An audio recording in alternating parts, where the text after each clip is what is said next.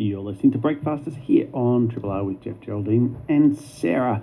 Clan Undergound Artists is a documentary series currently available on ABC iView. It's about the ongoing artistic influence of a Melbourne underground institution. We are talking to the series producer, Tim Stone. Welcome to Breakfasters, Tim. Good morning. There was a time when almost everyone in Melbourne had heard of the Clan, but I suspect that was some time ago. So what is or was the Clan? Well, they are a group that became fanatical about exploring the underground, exploring Melbourne's extensive drain network, as opposed to, the caves and mines that were a little bit further afield out of the city. There's an awful wealth of underground spaces in our city. Just to give some perspective on that, what are the Melbourne drain networks like? What makes them worth exploring? Look, I'm no expert. I've been in some of them, but they're pretty extensive. I think in the post-war period, they decided to kind of put a stop to all these floods that were happening, a little bit like what's happened today overnight. And they just spent lots and lots of money on building huge drain networks covering rivers and creeks and all kinds of places that used to flood. You say in one of the episodes that the story of the Clan has been told lots of times, but you're less interested in simply talking about the group than its cultural impact. What was the culture of the Clan? What did it mean to belong to the Clan? It was it's essentially like a loose social group.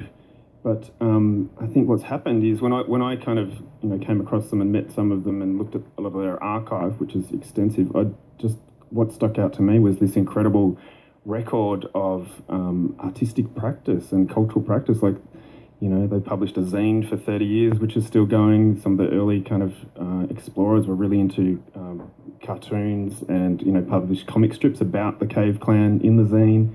There was an incredible amount of photography that was going on and still goes on to this day in the group. And, it's just extensive. And I was looking for a different angle as well. I just didn't want to kind of shock and awe, bad, don't go in drains, which you probably shouldn't go in drains. But I just wanted a different angle and I found one and it was pretty extensive. Yeah, it struck me watching the series that, I guess the high point of the Clan is probably, the early 90s, something like that? Yeah, that's when they had a lot of media interest. They, people, they were kind of profiled on the BBC. There was a Danish television, crew that came out here and did a special on them. They were kind of appearing on A Current Affair. They were on, Today, the other equivalent kind of shows, the front page of the newspaper.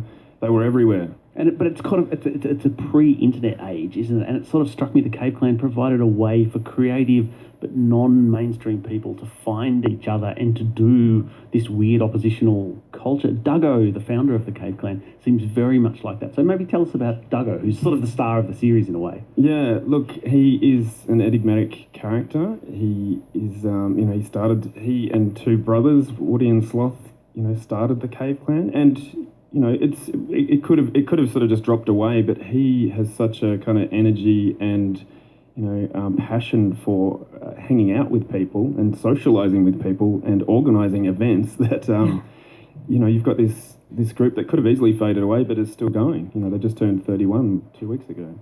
What's the relationship between graffiti culture in Melbourne and the Clan?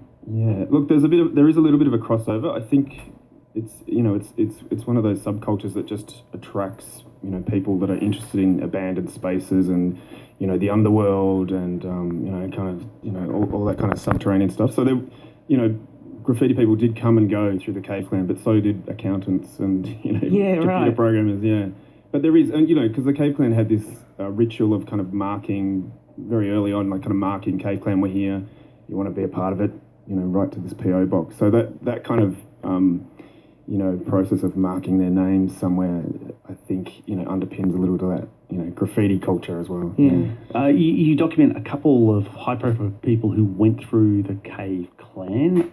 Tell us about Matt Nethine, if I'm pronouncing it correctly. Yeah, Matt Nethine. So he's now, he's Adelaide-based, but he grew up in Sydney, and he, came to Melbourne and was studying at, one of the Paran College or Photography College here.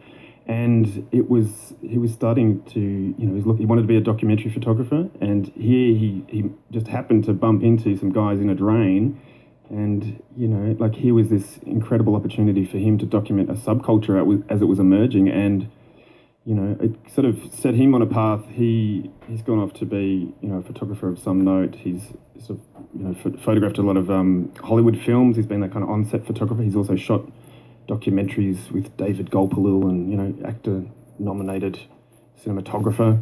So, yeah, just that moment, it was a turning point for him, you know, sort of, you know, in his career. And the other person that you profile is an even more striking example. Ashley Gilbertson's now went on to a stellar award-winning career with the New York Times, but he says explicitly he learned how to take photos in difficult conditions like war zones from being in the Melbourne drains. Wow. Yeah, well, you know, it is pretty challenging down there. You will fall over, you'll slip. There's terrible lighting. You know, anything can happen, and it's, you know, in the days of chemical photography, it was pretty challenging to take photos down there without a torch or a flash. And, you know, but he did that effectively, as did Matt. You know, and it, you know, that sort of underpinned, I guess, you know, he sort of says, you know, that underpinned his career. You know, that's how he kind of learnt to shoot in very difficult circumstances, in low light, in moments where you had to kind of just watch people's movements. And, you know, he went off to Iraq and, you know, did 8 years there. So, you know, there's some parallel between the two. Does the Cave Clan still attract these kinds of people, or has the culture kind of shifted over 30 years? There is still like a really large amount of photographers in the scene, and I wanted to kind of update that, but I just sort of ran out of time. But there is a passionate group of photographers who are really quite acclaimed in their own right at the moment, doing this kind of special long exposure digital photography down there. But it definitely does. What's the relationship now between Cave Clan and the authorities, I guess? Has that kind of, you know, when something like this has been around for so long, or is it like an unspoken... It's sort of an unspoken thing. It's really interesting. I think things changed, you know, in looking at this project and looking at their history, things changed around 9/11. Yeah, right. I think that before the kind of heightened high alert world that we live in now, it was kind of quite a fun thing for some people to pop out of a drain in front of you in the city or something like, you know, people just, hey, what are you guys doing? Like, oh, we're just exploring drains. Now that's the full response of the police, the fire brigade, and you know, ambulance and all this kind of thing, and helicopters. So necessarily the group went even further underground. They're not particularly active on, you know, they don't have a big kind of Facebook presence and, hey guys, come draining. Yeah, meet us here at this time. Yeah. So you still have to write to a PO box to get in? There is still a PO box, yeah. It's still very old fashioned.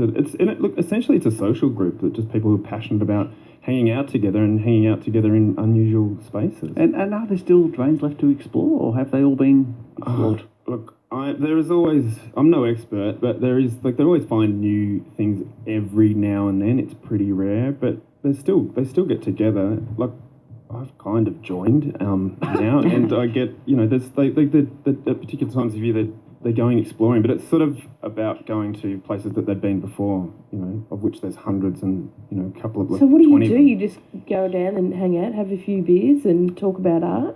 They're called expos, and they put them out to the public, you know, if you know where to look, and you can just go along, and it's very well organised. It's like going on a bus tour, like a tour, and you'll like head down, and you'll go down with some experts, and they'll kind of point out this and this, and, you know, this is an interesting place, and he will go up here, and we'll show you this spot. And how was that? And if you want to join, you know, this is what we're doing next week. And you go through a probation period to kind of join the group. Make sure you're legit. Yeah.